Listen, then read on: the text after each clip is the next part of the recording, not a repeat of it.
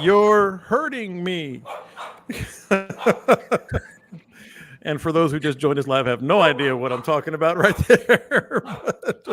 They all don't right, want to know. They don't want to know. I'm dog sitting my daughter's stupid little. What is it? Those French bulldogs. God, I hate those things. How many pencils you got to throw? I know. I don't know. Where's my little Barker? Is she here in front of my feet? Yeah. I'm gonna go wild on I this. Gotta have your pencils ready. I got plenty of pencils. That's for dang sure.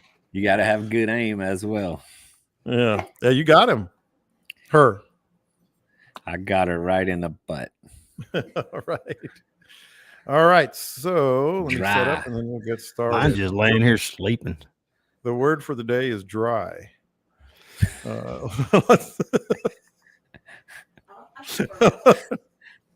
Man, I'm glad sometimes that they don't know what we're talking about until we go live here. Banners. I'm not even going to tell y'all what Carrie said. She's nasty. All right. Hey, look at Caleb made it. Hey. How about that? How about that? My little hero. I got you, buddy. Say something. I'm trying to figure out how to watch Gambling in Arkansas without it coming through my computer speakers. It's not working out for me. You're kind of garbled on my end. Yeah, it's. Hold on. How's that? Is that better? Yeah, that's much better. Yep. All right. So I told them, Caleb, in order to avoid that garble. Speaking of garble, on the intro and the outro, I'm going to start the show dry. Is the word of the day. Yeah, and lay it over the podcast when I edit it. Going in dry. That's what we were talking about. We had that conversation before you got here. No. What is that? Going in dry, man. All right. Who doesn't like it dry? And now we're going to have a bunch of people leave the live show. So I have a Canada Dry ginger ale here. That's what we're talking about. Canada Dry. Hey, so I put a short on TikTok and it's already like 500 views. I put one on YouTube and it's at like 8. So YouTube bad. I think I'm about done with YouTube and the way they push our stuff. Oh, we're live already. Cool. Yeah. I need to go on, We've been live since you got here. Yeah. Whoops. My bad. So yeah, I need to start on TikTok as well. But how long can you go? I think 60 seconds or something. Man, this is starting off. This is starting off really bad. This is starting off really bad. Dry, not very long.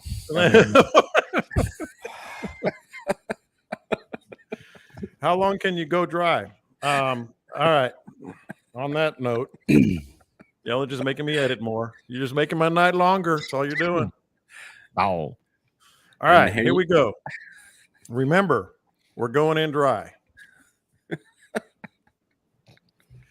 Welcome into the Bite Me podcast. Welcome in, everybody. This is back with the boys on YouTube Live. If you're joining us now, you have been entertained with the part that I'm going to edit out when we get to dropping this podcast on all the places where you can hear a podcast, iTunes, Spotify, et cetera, et cetera. Don't forget to subscribe there. Don't forget to subscribe to the YouTube live stream if you want to catch us there as well. And of course, all the usual places where we get these questions and we get all our good stuff for the Bite Me podcast. And that is, of course, Facebook group page, et cetera, et cetera. Who knows? You may even see a couple of shorts on TikTok here in the coming days and weeks. But let's get into it, man. I want to loosen the boys up. They had a really good time. I had a really good time at the live at the fishing show with the live Q&A. And I thought I'd keep the ball rolling here. This was in the can. I kept this in the can at the live fishing show. If we needed any help getting the show moving along, we did not, because you guys are awesome and it was great questions. Thank you to everybody that showed up.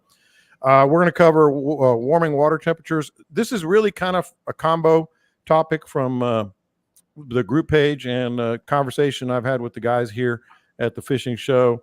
lure choice at night, what to know about launching a boat solo. No, Scott and I have talked about this, but I'm interested in some of the other things here. Seagrass solutions, if we get to it. We probably don't get to everything, but I want to start right here. That is Captain Scott Knoll. That is Captain Caleb McCumber. And that is Captain Dean Thomas. You guys know them. You love them. You book them. And you never regret it. These guys are awesome. So let's get into the first topic of the day. That's me stacking my papers. Fishing adages that we believe. Now, I did a little research on some of these. Heaven forbid we actually do research before we get into this podcast. But I did a little research on some of these old fishing adages, and this came from this was born from a Bite Me group page post as well, and I added to it and did some other things. But boys, this was posted on the group page, and Scott, you're our resident science and biology expert, even though you may not have known that. Red sky at night, sailor's delight. Red sky at morning, sailor's warning. Are you buying into that old adage, Scott? Look at Dean shaking his head already. No, man. I've seen red sky all different times, man. It just rhymes. It sounds good. Yeah, it sounds cool. All right. So no, I mean, I don't buy into that. The old thing was because of storms coming from the west. Correct. Yeah, that's what I saw. And that's why the storm, if it's east of you, it's past you. So red sky in the morning, it's already passed. And people always say about the wind, the east is the least, the west is the best. Yeah, that one no one buys into. That don't make no sense. It just rhymes. And so yeah. I will say though, Caleb, as Scott pointed out, I was digging in on this, and I'm like, is there any truth to that? So red sky at morning is sailor's warning. That was the whatever science adage would have behind it, the knowledge behind it was that means that the reflection off the storm clouds coming reflected red. I don't personally buy it. I'm curious on yours there, Caleb. I see red skies all the time fishing, and has nothing to do with the storm. And if we go off of the storms coming from the west, if you're seeing a red sky, it's backwards. You just got done getting your ass kicked all night. You did. So. I think that saying was created before science.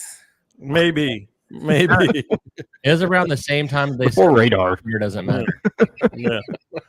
Yeah. Red sky overhead. It's probably the apocalypse, is what I say. So that's the only one I'm worried about. Is when they're coming for us. When it's Armageddon. That's the one. That's the one. Bad. Trumpet's bad.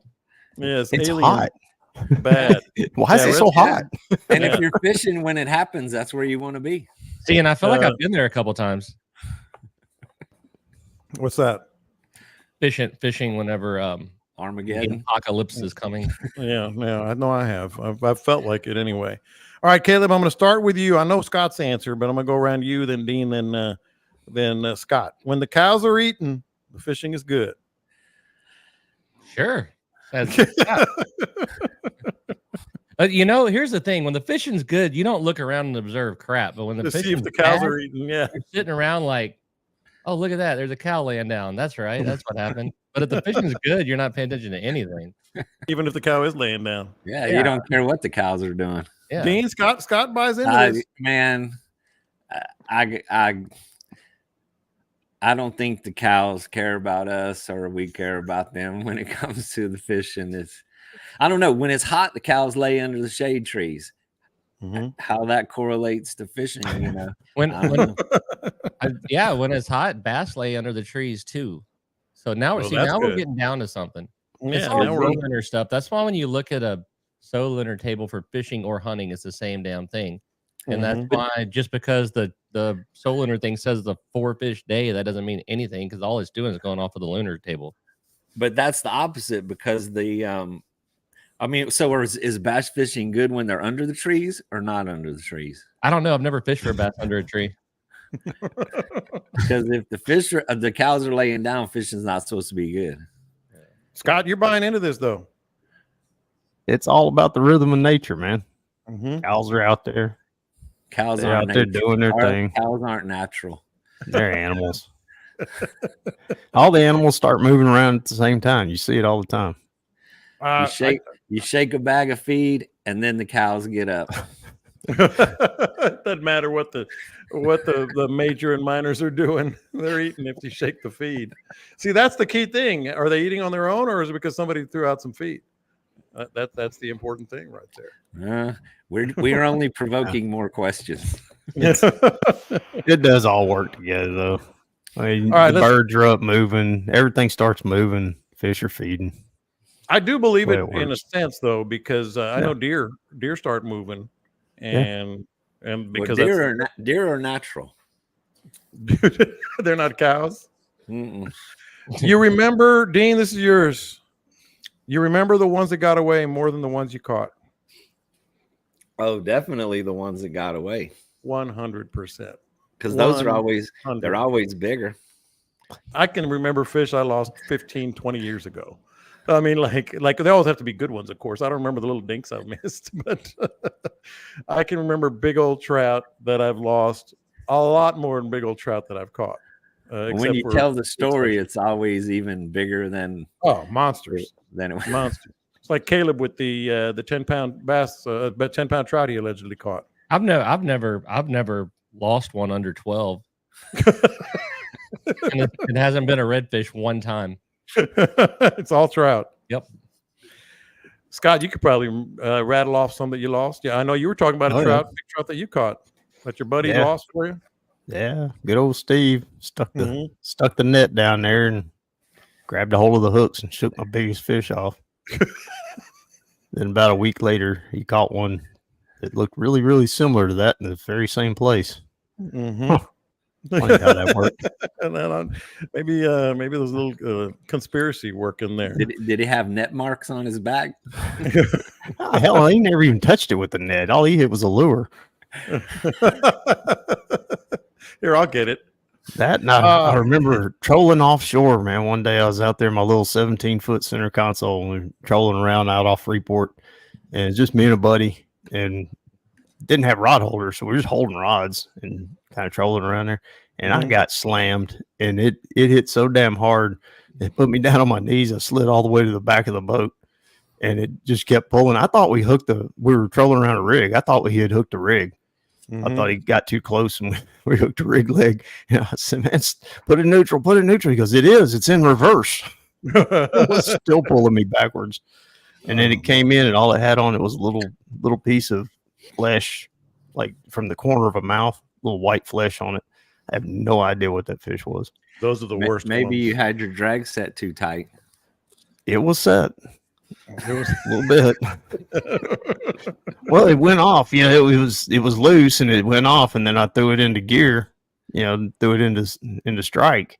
And when I did that, man, the boat was rocking a little bit too. I went down, man. I just slid on that wet deck all the way to the back.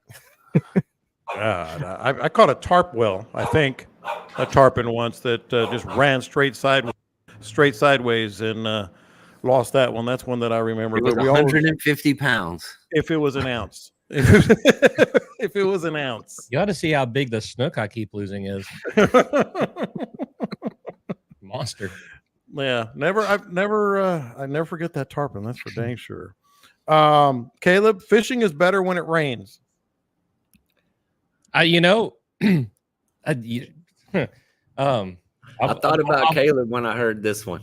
Yeah, there's an explanation. Well, somebody says something about the weather that's coming up in Delacroix, the tournament this weekend, and my comment was, I have so many pictures of wall clouds over there, and we've always seemed to do well while we're trying to die in the rain. So I'll go ahead and go. Wait a minute. It ain't easy to catch them. Wait a minute. All right, Dean, come on. It's low pressure. Thank you. That's what I was going to say. Well, I was saving that for the end. It is low pressure, however. When it It rains, is low pressure. that's what makes rain is low pressure. That's So- the sign. So There- Scott, you must not buy into the rain deal. I'm too smart to fish in the damn rain. You haven't always been. I know Are you? that for a fact. Are you? I know for a fact you've Nah. been out in the rain. Yeah, I fished in the rain a lot early Mhm. on. Not so much now. But I always used to like it in the summertime. We get one of those good little showers pop up, come in off the Gulf, cool things off a little bit. July and August when it's dead hot and still. It woke things up, got things kicked off. It did. I don't know what it is, but I do buy into this one as well myself. All right, this has got Dean written all over it. Not only because he's a gardener, but because I think this is the kind of topic that question adage that he would have something to say about. When fruit trees and flowers start to bloom, the fishing is good. Come on, man. You got a green thumb? Of course. If the trees are blooming and the cows are walking and it's raining, I'm going. Drop everything. Drop everything. It's time to go. I mean, that's just that, like, for 3 weeks out of the year, the trees are blooming. And then what about the rest of the year? Well, I don't know, but you got those 3 weeks. It's tough because it's blowing so damn hard while they're blooming. Well, that's it, man. That's going to be like sometime in March, and there's going to be 20, 30 mile an hour wind every day. I'm sure it was great out there, though. Oh, boy. Scott, you have any thoughts on this? Nah. It's springtime, man. Fishing gets good. Yeah. It ain't because the flowers are blooming. It's just something that happens about the same time as why do people buy into all this stuff? I heard once that if it's snowy and the light and the trees are covered in lights, you can get a present. Eventually. Man, fishermen are believers. They want to believe, and they gotta have excuses too. You use those things to convince yourself, man. I mean, it works. When I was going through all these and coming up with these, I did see something, Dean, that you're talking about, and this is not to get too existential here or whatever, but it said that no one has more hope than fishermen, because every time they throw a line, they're hoping. So I was out fishing with some guys, and there was a slow day, and one of them looks at the other one. This is like 6 hours into the trip, and he looks at his buddy, and he says, even though I've thrown this thing out there 700 times today, I still believe this is the one. And that you couldn't sum it up in one more sentence any better. There's actually one other individual in a totally different sport that has as much hope as fishermen. And that is throwing it out there and hope this is the one. Dak Prescott.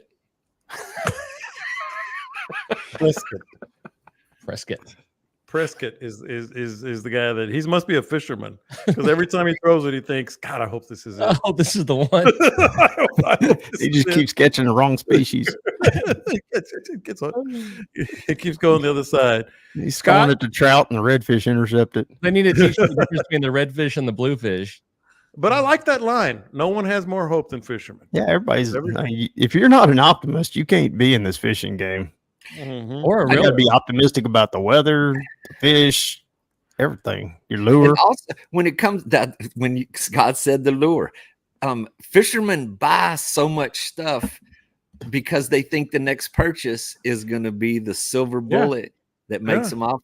I've said the fishermen should walk around with a sign on their head that says, I buy stuff, because no matter how much you have, it's piled up in every corner. And you walk in the store, it's like, this is the one, man.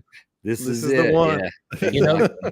The one that you left out on your list is when your child has an event on Saturdays, the fish is going to be good. Always. Yep. Always. Whether it's your child having an event or you got to do something with your better half, or that goes right along with cranky wives. Yeah, exactly. Scott, bananas are bad luck. Nope. Come on now. No. Dean knows that. Yeah. Dean knows it. Bananas are a healthy, nutritious snack that come in their own biodegradable package. Yeah.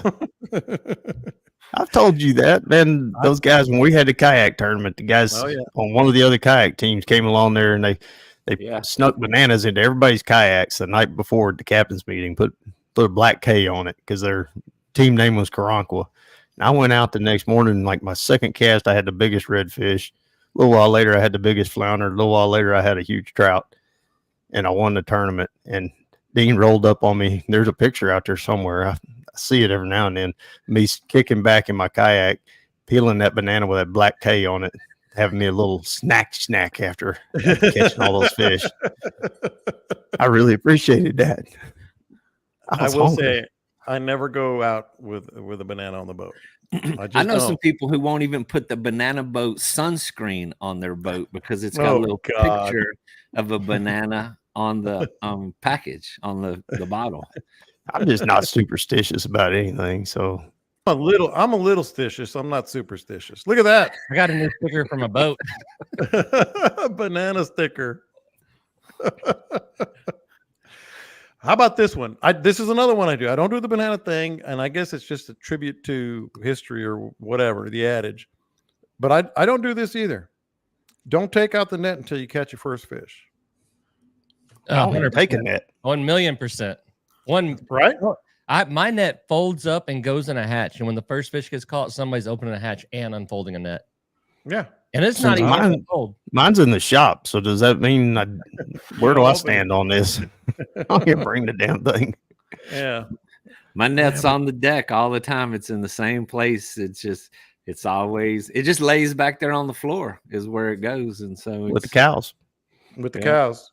I also don't open my first beer until after I catch a fish. I know what I'm going to do tomorrow morning, though. I'm going to go up to the pasture and throw a sack of feed out so the cows are eating when everybody thinks the fishing's good. I'm gonna artificially stimulate some fish with a sack of cubes. Last one, and then we'll get into some fishing topics here. Big bait, big fish. Caleb? Oh, I mean, yeah. Hey, big bait, big mouth, big fish. I've caught a lot of big old fish on little bitty baits. Can we just skip Scott? Yeah, but how many little fish? I got this little bitty fly and I catch these itty big.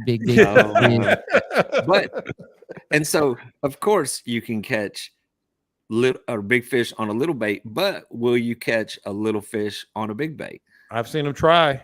I've seen them try. I've seen them try a bunch of times. Try, I don't know. I kind of would think that it makes sense if you're going specifically and only for big fish, a bigger bait may eliminate the little ones, but it doesn't mean that only big fish eat big stuff, because they do eat little teeny tiny flies. You're on, Scott. Here we go. Well, Dean stole my thunder. Caleb gave me the idea. I know. No, I'm gonna wait and use my "oh God no" thing for when I get asked about flounder, but I almost hit that button a while ago. I'm very impressed that you haven't hit it yet. 28-pound redfish on a size 8 fly. So take that. Didn't even use a net. Didn't use a net. Didn't need a net. No, hit the little redfish crack. Were laying down. Barometer was high. Moon was full. Yeah. Hey, there's one you left off of there though that we believe in a big way. Primarily trout, wade fishing is when you're hooked up to a big trout and you're fighting it. Nobody is allowed to watch you. Everybody just has to look away and do their own thing. If somebody watches you, it's like an 87% more likely chance that fish gets off. No, I've never even heard of it. I'm telling you, dude, it's a thing. It is a thing. I've been out on guided trips and had a guy hooked up to a big fish, and all of his buddies are like watching him and cheering. I'm like, look away. He'll show you how big it is later, because I've had just as many watching him and that fish pops off. You can't watch while you're fighting a big fish. I can't be the only one here, Scott, that I've never even heard of that. I ain't never heard of that. Caleb's making the stuff up now. It's not for beginners. Oh, okay. That's some superstitious stuff right there, man. It must be me and Pat. You don't look. I'm not superstitious, but I wear my lucky fishing underwear every day.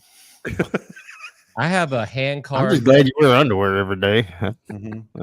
I have a hand carved redfish tailed necklace that my dad made me, and it is kick ass. And I refused to wear it because things went wacky the whole week I was wearing it. I took it off and things got normal, and I was like, you know what? Maybe just a bad week. I put it back on and things went wacky again. I think think Scott's been on the other end of a couple of these phone calls, all the way to the point of just getting destroyed all day fishing, and then going to the gas station where I put diesel in my truck every single day, and my card gets like blocked out because of suspicious activity. I go there every day. This necklace bad. I don't know, man. And I don't know about that. Don't look. I want to see the guys catching big trout, but yeah, you miss out on all the fun. Exactly. If you're planning to keep trout and you don't let the first one go, you've just angered the fish gods, and you don't catch anymore. I've heard that before. I know guys that also, if you just want one or two for dinner and you say we'll catch plenty and let the first one go, you won't catch another one. Oh, I believe in that. Oh, I can't. The one that I do believe in is don't catch a fish on the first cast of the day. Oof. That was on there and I didn't use it. I thought it was too silly. No, that freaking kills the day. I don't know why. Really? But it kills the day. You are a little superstitious. I told you weren't superstitious. But I mean, that's not superstition. That's just truth. Yep. It just kills the damn day. Just based on what? That's just truth. That means that the feed was at daylight and you missed it. I mean, it could. If you can't buy a fish the day before a tournament, you're going to win that tournament. Oh yeah. But if the fishing's great right before that tournament, don't even think about bragging to your buddies about how many fish you're on, because you're going to look stupid. I can't tell you how many times, and I don't fish tournaments like you guys, but I've done enough where I caught the first trout and I've thought, I will get a better one. I'm gonna let it go. I've seen that first cast thing go both ways though too. I've had days when I'm throwing out there and the first cast, boom, and it's like it scares the crap out of me. It's like, oh man, this is gonna be horrible. You kind of had one of those. You kind of had one of those on Friday, didn't you? Yeah. Well, we caught. It wasn't just one fish on the first cast, but in the first 15 minutes, we caught the best fish, and then for the next 4 hours, we didn't get a damn bite. And then in the last hour, they came alive again. Yeah. All right, let's get into some topics here. And Dean, I'm gonna start with you because this is a conversation I think I had with you and Scott at the for sure at the fishing show, and then again this weekend. Water temps are coming big time. They're coming up big time. And the question that we received is like, what does it mean? Early spring, start with the spring patterns, maybe more top waters, all of the above, none of the above. What does it mean? What are the water temps first? I don't know if you were out today or yesterday, but what are the water temps? 72 degrees here. Dang. On the flats. So way early for that. But what it means is all of the above.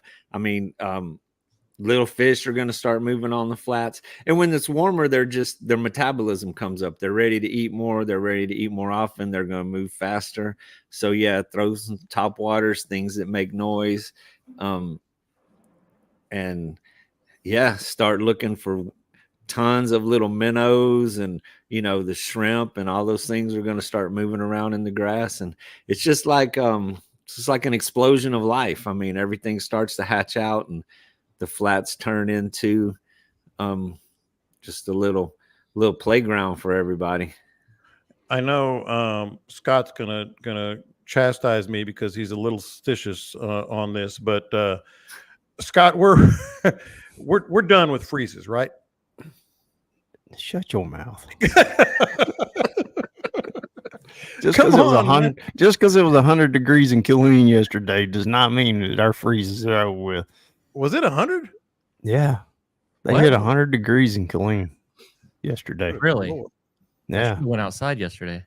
But that was in the high 90s all over South Texas, man. It was ridiculous. 91 degrees down in Zapata this past weekend. No more freezes, Scott. Seriously, I mean, we might have. I mean, not a bad freeze. I mean, we'll usually get a frost sometime in March. Almost always happens. There'll be a little cool snap with a little frost, and we're not done with cold fronts by any means. But right. But the killing freezes, I think once you're past mid-February, I can't recall any just ever having been been 21. That was the 14th, right, or 15th? Something. Yeah, like that. It was right at the 15th, middle of February. If you get past that middle of February part, then usually you're okay. One always hits that spring break. Yeah. Especially if you want to go and not fish and just watch the girls. I have bros in South Padre but those girls did not give up. Good for them. God bless them. Toes don't get cold. Caleb, what are you thinking? Water temps. Let's get back to the topic here. Just like that, huh? Yeah, I saw you. I saw you working. Now they're starting to see some little shrimp in the marsh. Little fish are starting to show up. I am going to be hopeful that that's going to start. They're going to start wadding up, and the redfish are going to start wadding up around them. But I walking around in flip flops, mowing clovers that were shin high yesterday with a big grin on my face because it's about that. It's about that time for the little stuff to show up, and I'm just waiting for the trees to completely bloom so the fishing will get good, but everything else is all right. And the flowers. Yes. So schooling more. Let's hope. It's starting to warm up. A little bit of fresh water will get some shad out in the marsh and in the bays. Like I said, there's already some little shrimp popping around back there, and typically that's what gets them schooling. I said that last fall and saw 2 schools all fall, but typically that's what gets them schooling. Yes, sir. Yeah. Scott, what are your thoughts here? I'd just throw smaller baits. Everything's gonna be little hatching out. They're gonna key in on the little stuff.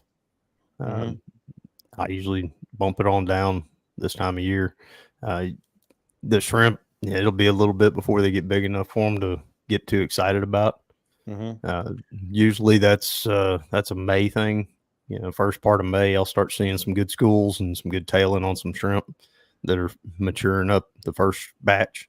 Yeah. But the way this year's gone with the water temperatures, it may happen a few weeks early. I will say this past Friday, I was fishing and I was working my plastic, really just bringing the knocking tail down, reeling it in. It wasn't until I really, really slowed it down that I really slowed it down, like to almost nothing, that I started getting some bites, and it was a light bite and just barely picking it up, and you could maybe feel it, one tick or something on it. So it's not there yet, Caleb. I mean, when was the last time you're out? What are you hearing on as far as just the way is that change happening? Yeah, we were out last week and starting to see it starting to play out. Not completely ready to go, but it is right here.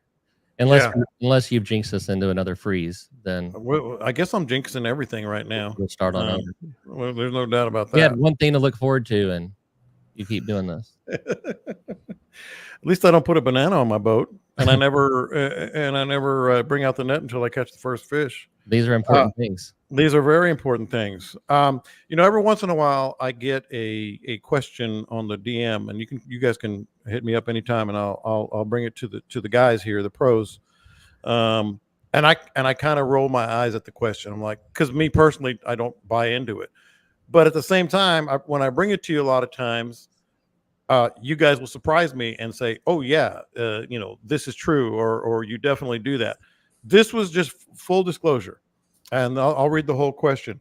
When I read this question, I was like, is that even worth talking about? But I'm going to bring it because maybe I'll be surprised here. Does what you guys throw change at night? Does it depend on the moon, or is it still the same as the day what you're throwing? And I know all three of you guys have fished a lot at night, but I am going to start with Caleb on here. I know you've done that.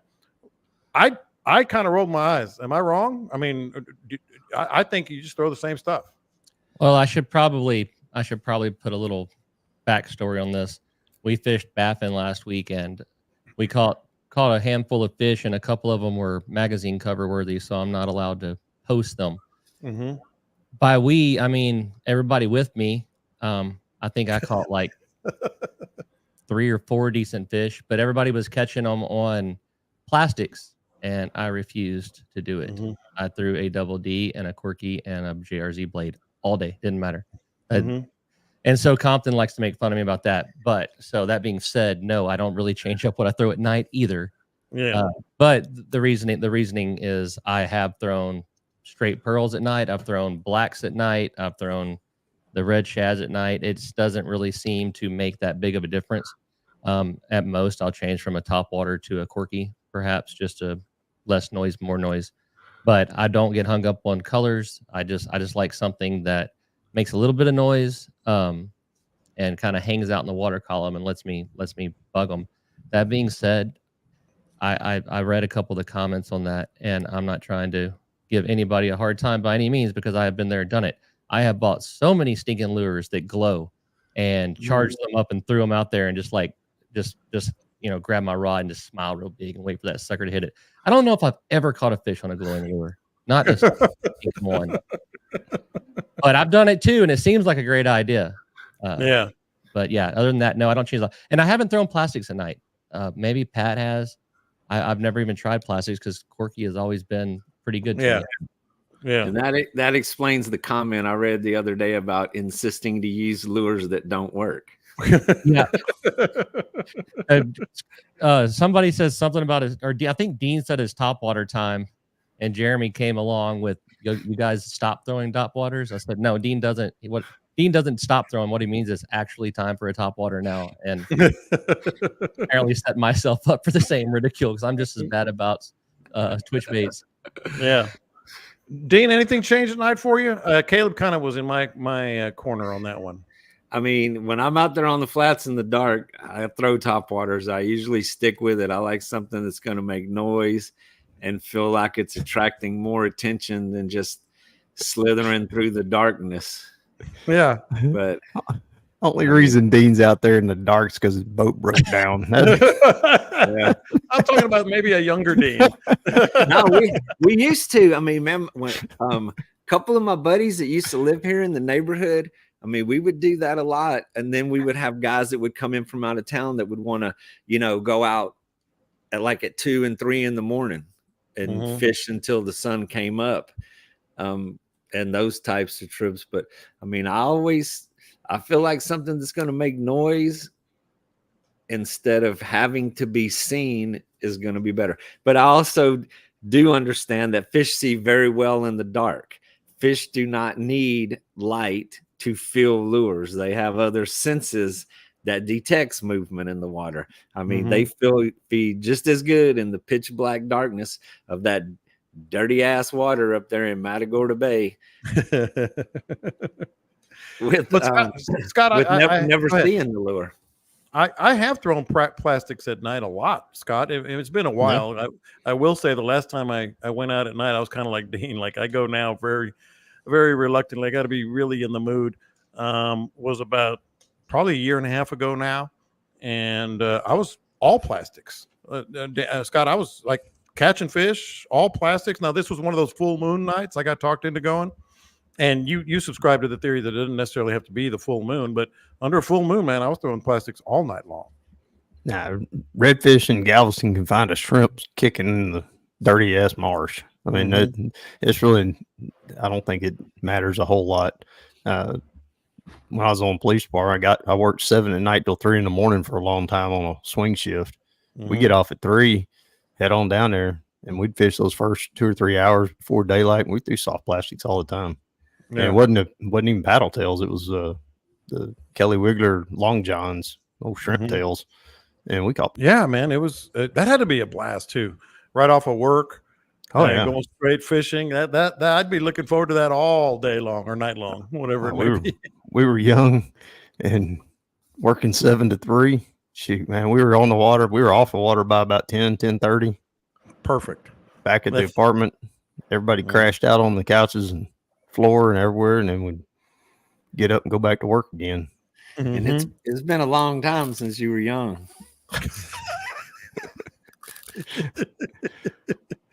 And I guess it has been.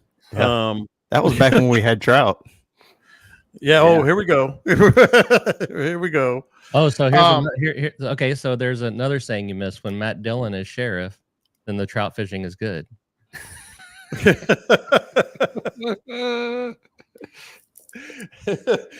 When you're fishing with FDR, it's always good.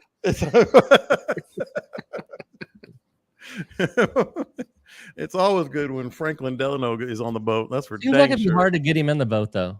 Yeah, I wasn't going to go there, but you did. I will not stand for that. That's right. I saw what you did there too. Saw what you did there too. All right. Way back machine here. Y'all remember the first time you started launching a boat solo? Oh, yeah. And? Man, you just have to develop a system and get comfortable with it. I mean, there's The one it's thing, scary. I'm not going to lie. I was always apprehensive. well, I was the aware one of people safety watching. feature that everybody should do is tie a rope to the boat, tie the other end to the trailer. Mhm. No matter what you do when you're alone, Yeah. because it can float across the canal. And how do you know that? And if it happens one time, you will never forget that it floats away. And how do you know that again, Dean? I've seen it happen. Yeah. But it only happened once. And man, I have a very specific rope that stays under the front hatch that has the perfect length to hook to the cleat on the front and hook it to the winch on the trailer. And I have the perfect length that when it slides off, the bow of the boat stays right at the tip end of the trailer. So it's the perfect where you drop it in, float it off, and then you pull up forward and you pull the boat with you to where the bow touches the boards, and then you don't get your feet wet to unhook the rope off of that's a lot. That's a lot. Don't be a sissy. All right. When you pull up there, you need to prove your manhood right away. You're the new guy. Everybody's watching you. You got to prove that you're man and you're salty fisherman right off the rip, or they'll never respect you. And how do you do that? Of course, I can see you the first few times you were doing it. You were probably like me. I was so aware and not embarrassed, but worried. I did what everybody does. The getting it off wasn't bad, but I backed my trailer in much too far whenever I tried to put it back on, and I loaded it directly onto my tailgate. And then the only explanation I could come up with is my trailer is floating, because I read somewhere on the internet that your trailer will float, which I've never seen that in 20 years either. But yeah, I mounted that sucker right in the back of a 91 F350 Ford. It depends on where you're launching at. Like Matagorda, I back it up about as fast as I can go, and I slam on the brakes, and that sucker takes off and comes off the trailer, and then I can casual walk down the dock, step into it, and tie it off. But you get somewhere else where there's a moving water or a canal, and you have to think about it. Like launching by myself at like the fishing center or something bothers me. Yeah, still. Yeah, still. But what I do, because I get this a lot in Louisiana. There's no such thing as a nice boat ramp in Louisiana. I'm sorry, I've been looking for them, haven't found them, and I'll back up just to where my boat's just kind of still in the trailer. Then I'll go get on it and just use the motor and back it off the trailer with the motor. Yeah, I'll do that a lot too. And especially the shape of different boats launch completely different. A little V bottom will float a lot easier by just backing the trailer in, and then you can you can back it off with the engine. With a flat boat with a tunnel hull, it's going to stick to those boards much. And then it has to do with the angle of the ramp as well, because if it's steeper, you get more boat floating. If it's shallow, so there's a lot of variables to that equation. So here's another thing I do, Scott, and this is just me being like, I don't know, whatever, ego or whatever. Even to this day, and I'm just a dummy for doing this. Like when it's windy, it's hard, you're worried about getting it, and I absolutely nail it. I just get my boat, boom, right on there, first try, just where I need to. And then I look around to make sure and to see if anybody saw me just nail it. And there's nobody on the dock. And I'm like, well, damn it. I just kind of wasted a great moment there. People would have said, that guy knows what he's doing. That guy knows what he's doing. But don't act like you guys don't do the same thing. Because when you nail it, you're like, all right, where are all the onlookers now? Oh, they're gone. Try loading a $200,000 boat in a cross current Louisiana with the entire Excalibur filled, holding a beer and watching you like 7 days in a row. Yo. Yeah. Ever since we started this podcast, I got a lot more onlookers that happen to know me. Yeah. And they're like, hey, Captain Scott, love the podcast. Yeah. I'm thinking, oh, crap. And they're always talking to you as you're approaching the trailer. Oh, yeah. Not realizing that we still also try to focus. Now I got to get this right. That's when you run up on the sideboard and it's all crooked. Yeah. You got to throw it in reverse and try again. And then it gets stuck, man, on that board, and you got to jam it in reverse. And then you're going back and forth in the motor, to get it, reverse, to get it and to slide off of that board. Yeah. See, every boat's different. You know, every ramp's different. Every boat's different. You gotta play with a little bit. You know, I got the new General, man. I had to play with that thing a good bit to get the idea right and get it on there. The worst boat I ever had for getting on a trailer was that Dargle, that 23 Cat. That sucker walked onto a trailer every single time. I mean, you just kind of did it by feel. You know, I call it, you know, loading the boat by braille, because you had to use the motor and ease the rear end around a little bit this way or that way. And then when you felt it was right, you punch it and slide it on up there. Yeah. But I prefer launching and recovering by myself. Yeah, I get people all the time. Hey man, you need some help with the boat? Nope. Not even the truck. Hey, can I get the truck for you? No, I'm good. I got my. Don't get in my way. This is a 45-second process. If you don't help me, if you help, yes. One of my strong suits is I can come into a dock. You know, not illegally hot, but I'm moving across the harbor, and I've got this little fill I do where I'll throw it in reverse and jerk it sideways, and it'll come up and just like butterfly kiss the dock. It's a pretty. Those are the best. I got to brag on it. It's the prettiest thing you've ever seen, and I can do it over and over and over and over until the customer runs to the edge of the boat to grab the pole for me, and then everything just goes haywire. You're saying, no. What it does is it stops me about 5 feet short, and then we're just sitting there floating, looking around at everybody. So you guys have probably launched at the river bend over there on the Colorado in Matagorda. Oh yeah, where the current's running through there, and you begin your approach 50 feet upstream and time it coming into the trailer. Yes, and then you got that angle, and you're working the water and the wind and all this other stuff. Oh my gosh, that's Riverbend and Matagorda and that ramp in Delacroix at Sweetwater. Both of them, you are going to be moving 15 knots one way or the other whenever you try to launch. Yeah, that's why I want people to see me when I nail it, because it's not that often. It's like, did y'all see what I did? But that leads to the actual question. I mean, we're getting some tips here as we tell our question. Well, we're getting some tips. I will say this. I was going to say this a second ago. The worst one I had, most embarrassing, was it used to be called Linda's, and now it's the Crab Trap right there in Sargent. And it was Linda's back then, and I nailed it, you know, letting it off and tying it off on the dock and everything. I start driving my truck to go park, and all of a sudden some guy goes, "Is that your boat?" I went, "Oh man." Never the rope to hear. The rope, you never want to hear, "Is that your boat?" The rope snapped. I had it tied fine. The rope snapped, so it starts going down that channel. Caleb, you know what I'm talking about. Oh, yeah. But there's two little docks after that. So it was like something out of an action movie. So I get to the third one as you're looking on the water, and I'm trying, the boat's coming this way down the canal.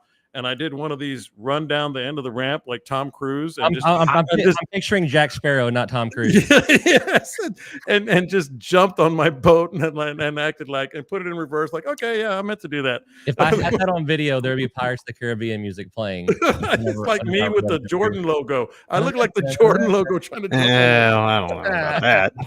Like the logo or the ball it's on? In my mind, it was the Jordan logo. Okay. Leg spread and all that stuff. But that's good. That is a true story. And it wasn't far, but it was a good 4 or 5 feet. And I went, boom, right on my boat. Okay, let's go. We're good. See, I'm not trying to brag or anything, but I taught Steve how to run my trolling motor. And so he just brings it on back over. Yeah, sure. Gibson could have done that. I don't know about Steve. Gibson could have done that. I mean, Scott, go ahead. It only takes like 6 to 8 days of training. It's really not that difficult. Scott, tips. There's a lot of listeners that are just getting a new boat, just starting on the thing. I think they can probably pick up some tips from the discussion we just had. But the question was about what do I need to know about launching a boat solo? Well, don't tie it off like you tie off your horse. This is true. Or with a rope that'll break like I did. Oh, my old partner. We were all down in Mansfield, and wind blows like hell every day in Mansfield, in the afternoon. So we had a house rented, and we pulled up there to the dock, and we stopped, and everybody gets off, and we're doing our thing, going up there to eat some lunch. And my old partner, he ties off the boat. And the guy who owned the boat says, "Did you tie it off good?" He goes, "Yeah, I tie it off just like I tie off my horse." Okay. We walked inside, and a little while later, we look out there, and ain't no boat. We walk outside on the porch, and we look, and it's headed north on a south wind, right up the shoreline there. So, yeah, don't tie it like you do that. By yourself, just get a system, like Dean said, and do the same thing over and over again, and try not to let anybody get in your way or stop you from your system, because that's when your system gets screwed up, is when the customer walks up in the morning and says, "Hey man," starts talking to you while you're trying to remember to put plugs in and get the ropes ready and do all the right things. Just have a system and stick to it. We've talked about that in the past, having a checklist. If you're really new at it, go ahead and write down a checklist. I laminated it to the tongue on my trailer, because I knew I would lose the list when I first started. I know that sounds stupid, but my wife has a laminator at her school. I said, "Can you laminate this?" And I had the whole, this is probably 25, 30 years ago. And I just laminated on the tongue of my trailer, so I could just act like I wasn't reading something, but I was reading it right there on the tongue of the trailer. Okay, this, and this. Whatever works, man. The best advice I could give people is, when you come into the ramp, if it's crowded, and if you're new to the game and there's people all standing around and looking, turn around, go back out in the bay for about an hour. Yeah. Wait till everybody's gone, and then come back. If there's a bunch of people at the ramp, the fishing's probably good. Yeah. And to be perfectly honest, the cows. Do it when, like when the ramps aren't crowded. Go down there and practice it on a weekday. Go down there on Sunday afternoon when nobody's around, nobody's messing around. You can launch and recover and do it again. Yeah. The dude who's really entertaining at the ramp is the dude who's not afraid to yell at his wife whenever he messes up. Oh my God, I've got some of those. Yes, man, I've seen every weekend. Every weekend. It's like, dude, why are you yelling at her? You a dumbass. The best ones I ever saw were out on the end of the Texas City Dike. That old ramp out there. For whatever reason, that was the husband and wife divorce court right there, man. Oh, dude, I tried to load a 25-foot deep V Blazer on a trailer at that ramp, and I didn't know it, but I've been taking on water all day. And I don't know how much we added, but it was a pain to load it. And then I blew out all 4 tires when I got to the top of the ramp. And then another, and that was recently. All joking aside, which that's pretty difficult in this crowd, but when you're launching a boat, only go as deep as you have to float the boat. Boat ramps have a drop off. Boat ramps have an ending. There is always a ledge. And more than quite a few times, I've seen those wheels fall off the bottom of the ramp because on a low tide, it's going to be even closer. And when those wheels go off the ledge of that ramp, the only way it's coming up is you're going to get in the water, pick it up over that ledge. I've seen people just sit there burning rubber, thinking that they're going to get them, and it's like climbing a tire chop. That's when they have their wife on the bumper jumping on it. Yeah. Oh man. My favorite. Go ahead, Caleb. I have one thing that's actual advice, and then one question for the team. The actual advice is, whenever you find that spot that your boat slid up on it just right, use your fenders to mark where that water line is, and live by that the rest of your life, because that's what makes. If it's too far, it's hard to get it on. If it's too shallow is better, because then you at least get on the trailer and then back it up a little bit more to keep going. But once you learn that, and I mean, with my cats and my Sabines and the Haneys and all that, it's all the same. It's like, 4 inches of fender showing on that front corner. But the question I have to the other guys is, what is your rule of how many times you walk by somebody at the ramp while they're trying to do something? How many times do you have to pass them going to your truck, back to your boat, see your customers? What's the number before you go, say, man, why don't you try this? Because mine's 3. That's a good number. But then you're always self-aware of, like, he's going to think you're just a big jerk or something, or trying to be. That's why there's 3. Yeah. Because at 4, this dude ain't never getting out of here. Yeah. That's a good question, man. You kind of go by the body language, if he looks like, and if it's more entertaining to watch him struggle for a while, and you're not in a hurry. I'm not doing it. Yeah. If you're not in a hurry, it might be a little more. It might be 3 or 4 times. If there's a bikini in the boat, it might be 1 or 2. I was resisting the urge to say that what the boating partner, how that played into the situation. Man, I got fooled one time. I was trolling along a shoreline, and this dude and this lady come.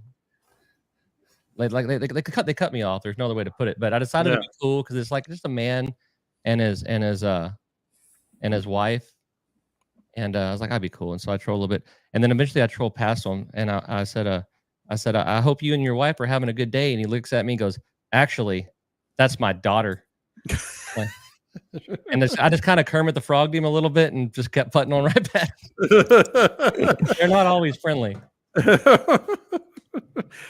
Scott, one of my favorite things, we used to go a lot, it was probably 15, 20 years ago to Port O'Connor, as you know, on holidays and stuff. And holidays is it the fishing center that has the 2 or 3 ramps right there with the dock right next to it? Yeah, fishing center's 4 is a 4-lane ramp if you're doing it right. And then there's 2 long church pew benches sitting right next to it. I have sat on those benches and it is highly entertaining. Well, it's perfect because they sit on the east side of the building. And so in the afternoon sun, you can sit there and drink a beer and it's nice and cold, nice and cool with the shade. And then you can sit there and watch. And way back in the 80s, there were guys that sat there and they had cardboard numbers and they would grade you on how well you put your boat back on the trailer. See, I could have gotten 10s on that windy day, man. Dude, it was so...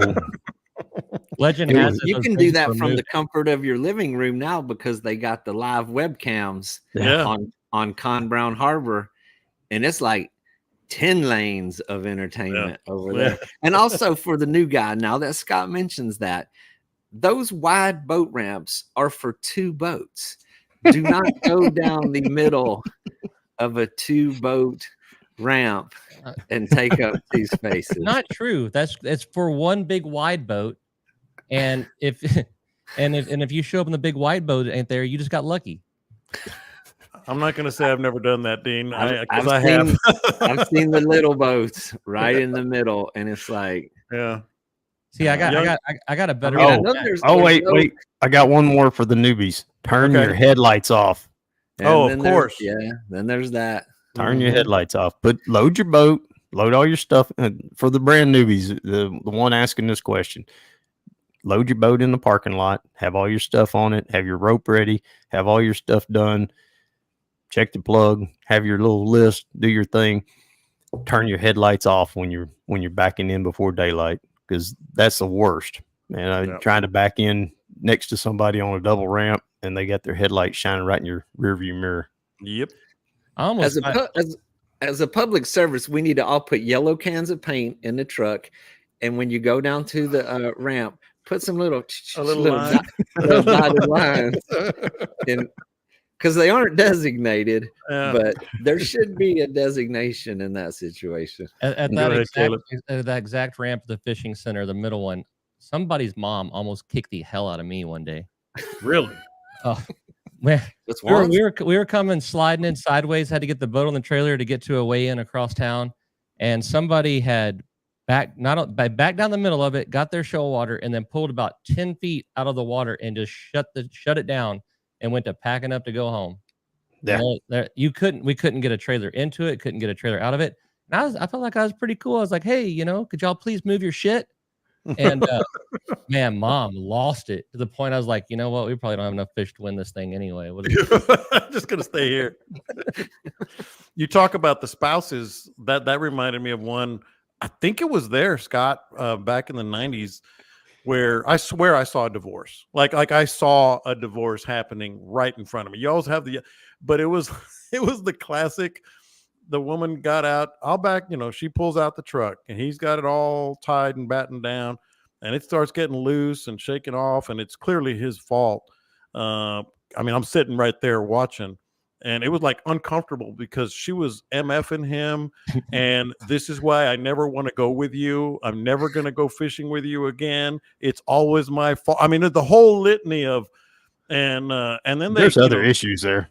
Oh yeah, but I mean, it was like 15, at least 15 minutes of mother bleeping this and mother bleeping that, and they finally pulled away, and she refused to get out of the driver's seat. Like she said, get your ass on the other side. I'll drive us home. And they pulled away, and I went, that is not going to end well. That is not going to end well. I think I know them. You may well know them. You may If well I was in Port O'Connor, I've got a good guess. Oh yeah. You weren't even born in the 90s. Yeah. Yeah, but I've known them. I've known them long enough that they were probably like that in the 90s too. Any other tips before we move on here? Because it's everybody does it differently. My main thing is the system, and if you're just getting started out, don't be bashful about what Scott has repeatedly said. A little checklist, because one thing off that checklist, I mean, it could be life jackets if you pack them. I mean, if you don't keep them on your boat. I mean, one little thing on that checklist is going to ruin your day. The only other thing I would add to that, which was mentioned there in the comments, is pack your boat before you back into the ramp, and unpack your boat after you pull away from the ramp. Try to spend as little amount of time in the ramp as possible. Don't get so wrapped up in all the details of loading and unloading your boat that you forget to put your rods in it. I mean, that's actually good advice. No. That's very good advice. It happens. I feel like it's a good way to wrap this up. Yeah, I've seen it. Yeah, I haven't seen that happen myself. As Scott always reminds our listeners, I'll go ahead and beat him to the punch on this one. I have also left my truck on the ramp as I pulled away and go fishing. I did it 2 weeks after making fun of you for it. Oh, really? You're coming clean? I got instead of, hey, is that your boat? I got, hey, is that your truck? Turn around. Yeah. Hey, one more quick topic here, because it's been in the can here for about 3 weeks, and I want to get to it before we get to what would Scott do, what would Dean do, what would Caleb do. We don't have a time limit on this. I just like to kind of keep it around an hour. So this is going to be a little over an hour. Question for you guys. You guys have been great about conservation and replenishment of the ecosystem. He went on to, I cut the question short. He went on to talk about the bag and size limits. This sounds like a Dean and Scott first, and then we'll get to see what Caleb thinks. What are your thoughts on what's being done regarding replenishment of seagrass? We never hear as much discussion about the seagrass problem. We always hear that it's a problem. Dean, I have a hunch that you have, is there anything that is being done that us as fishermen can do with the seagrass and the diminishment of that? You can support the groups that are promoting that and organizing, little small armies of people to go out there and plant the grass. CCA, SEA, and, Flatsworthy. And I'm sure there's others that are, don't get the amount of publicity that the big guys get. But they organize these things, where they go to areas that are really healthy with the grass. They pluck up the little sprigs, they put them in buckets, and then they take them to areas and plant them. I mean, it's a hands-on effort to make that happen. But I mean, we've talked about it. There's wholesale destruction going on the seagrass flats. But when it comes to the turtle grass and the shoal grass and those things, I mean, there's no planting those grasses. We're talking about the Spartina and the stuff that grows above the water, the smooth cord grass and stuff like that. There are huge efforts to restoring marsh areas, but be mindful of digging it up with your propeller. People have got to tread lightly on the resource. But I mean, there's people out there that are planning it. There's groups. I mean, I see them occasionally out there. You see, a whole army of people along the shoreline sticking little sprigs down in the mud, hoping that they take root and grow. So the best thing you can do is support the people that are doing that, or join up with them, spend a Saturday out there planting some grass. Scott, I know you have some thoughts on this because it is something that we say, yeah, it's a problem. It's a problem. It's not something that we necessarily have talked about a lot. If there's anything we can do, I will say this: ever since I went down to Ranz's Pass, I'm much more aware of puttering, because you can be until you to get up. I'm talking about after I fish, because you can see the marks, the little pathways from the prop cutting up all that seagrass and those things. But what are your thoughts? Well, I've been part of the cord grass plantings in Galveston. If you get with Galveston Bay Foundation, they do a lot of that, and you can have your little group get together with them and go out, and they'll have a project for you. It's kind of fun. I went back and year or two later, and it's just gorgeous. It's really cool to say, hey man, I planted that. That's pretty cool. Yeah. As far as the underwater seagrass, they did do a deal in at the Galveston Park, Galveston Island State Park, years and years ago. They netted off, or the fenced off, these big circles. They were probably 30, 40 foot across. It was, I don't know, 6, 7 of them, staked it off and had a fence around it and planted seagrasses. And they actually took off, and that whole area, last I was there, was full of grass. And then the grass migrated across the bay, I guess on a south wind, and planted itself on the north shoreline. And all of a sudden we had grass over there too. So it can be done. I'd like to see that done more often. I'd like to see something happen there. But yeah, you got to have relatively clear water to begin with. And I think that's why it worked over in West Bay, is there's a little clearer water over there than it is in other parts of Galveston. But like Dean said, there's groups, CCA, and if you're up in Galveston Bay Foundation, you can get with them. Other than that, you just try to protect it as much as you can. Yes. Caleb, I know you're not a lot of seagrass up where I used to fish and where you fish. But it's similar, I guess, attention to some of those oyster reefs and some of the places that have seagrass in West Bay, West Matagorda, etc. But it was a little unnerving for me, Caleb, the first few times I was drifting on one of those flats on a shoreline in Aransas, and you can just see that little line. The prop took off, and then another one, the little prop took off. I mean, every one of these things just rips that stuff, whether it's seagrass or oyster shell. Aside of what the guys have already said, if I have to putt in it, I'll jack my motor up and trim it out and just stay at a low RPM until I can get into deeper water. Yeah. But they pretty well nailed every bit of it. Yeah. All right. What would Scott do? What would Caleb do? What would Dean do? We have, and we've talked about this. The weather has been pretty dang good, and it's staying that way. We do have a full moon working at some point today. Caleb, I am going to start with you on this one.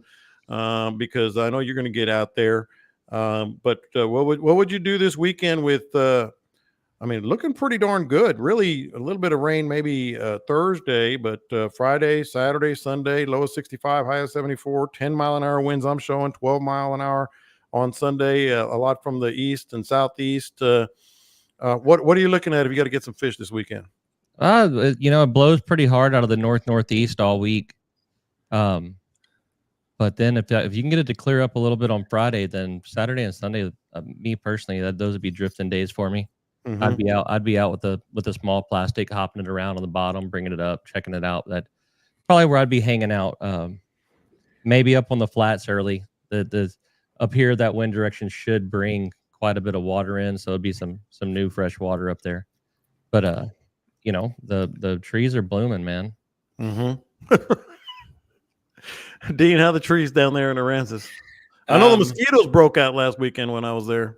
Yeah. Oh, we've definitely got a spawn of mosquitoes going on. They're loving life. Goodness, I still got and all the little trees and stuff that the leaves got.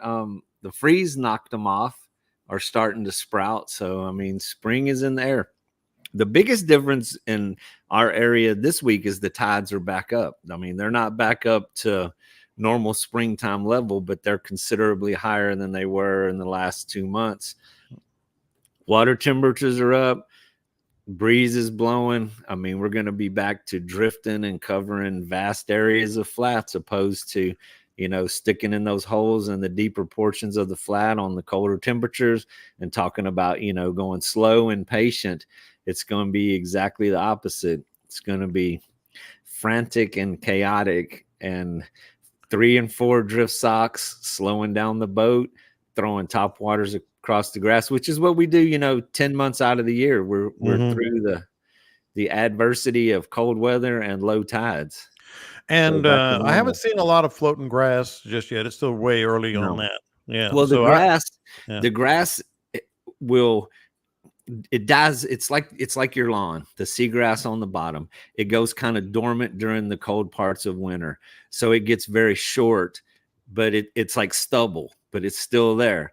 So the next couple of weeks, it's like when the sun gets right, just like your lawn. I mean, after Caleb mowed all his clover and got that out of the way, boom, the grass is fixing to come back. The flats do the same thing. So it takes a little bit of time, but as we start to get more boat traffic and the grass starts to grow, there will be a lot more floating grass issues. But yeah, right now it's still super clean, and it's not that big of a deal yet.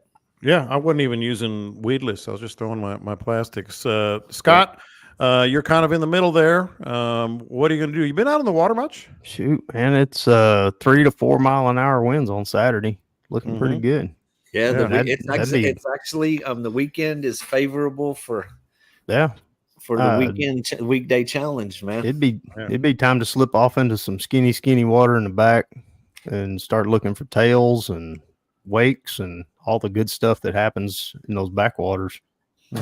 Getting up really shallow, the tide's incoming all day, light winds, moderate temperatures, 60s.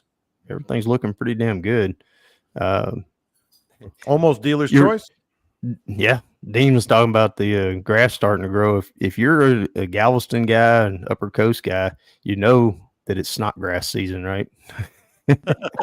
that moss, as soon as this water warms up and it hits 70, give or take a little bit, that old mossy, nasty snotgrass will take over, and you can't hardly throw a soft plastic in that stuff.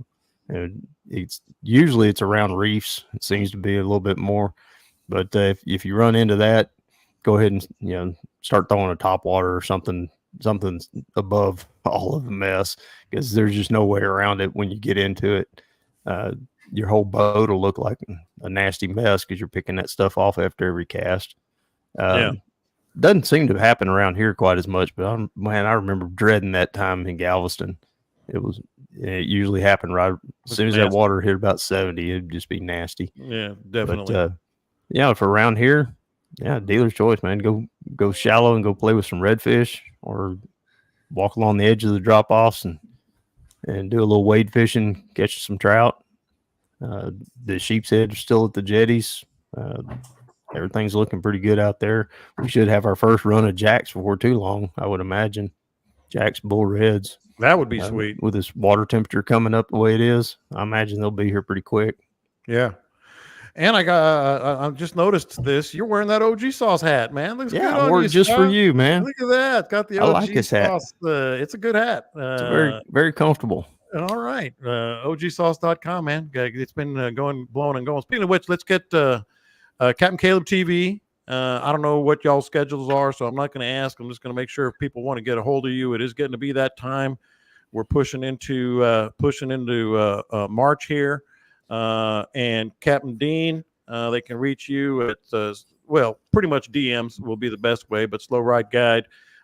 Captain Scott, ScottNollPhotography.com if you want to get some of his cool stuff that he has there, including some Bite Me merchandise. But also book him there. These three guys, I love them. They're awesome. They're great. You guys have anything before we get out of here? It's time to book your trip, though, man. The phone's ringing, spring break's all filled up, and it's that time of year where everybody gets the fever. So if you got your vacation days picked out and it's when you want to go, don't hesitate. I got a whole bunch of emails to answer right now. Yeah, don't hesitate to get on a calendar somewhere. I booked my trip in Costa Rica yesterday. It's a done deal, baby. Maverick Sport Fishing. Going to see what I can muster up for my wife. How you like that boat, man? 50 foot.